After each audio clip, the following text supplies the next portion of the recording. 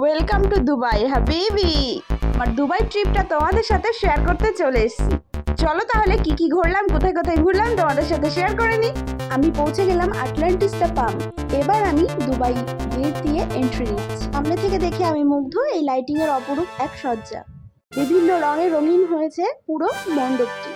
Golden গেটের মাঝখান দিয়ে কিন্তু দেখতে পাচ্ছি বুর্জ খলিফার এক অপরূপ দৃশ্য। তার সাথে সাথে কিন্তু বুর্জ এআই আরব বিল্ডিংও আমরা দেখতে পাচ্ছি। সল্টলেক আইভি ব্লক ঘুরিয়ে দিল কলকাতাতেই আমাদের দুবাই। সত্যি অপূর্ব এক লাইটিং সজ্জা।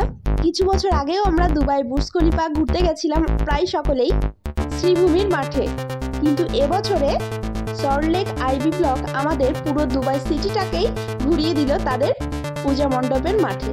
বুর্জ খলিফার সামনে কিন্তু সুন্দর একটা জলের ফোয়ারাও আমরা দেখতে পাচ্ছি, যেটা কিনা খুবই সুন্দর লাগছে। আমি তো সপ্তমীতে ঘুরে এসেছি দুবাই ট্রিপ। তোমরা কোন দিন গেছিলে আর কার কেমন লাগলো এই দুবাই প্যান্ডেলটি অবশ্যই আমাকে কমেন্ট বক্সে জানিও। পূজা মণ্ডপ মানেই মায়ের দর্শন, অবশ্যই মাকে দর্শন করে নাও। আর আমার ভিডিওটা ভালো লাগলে অবশ্যই জানিয়ে যেও।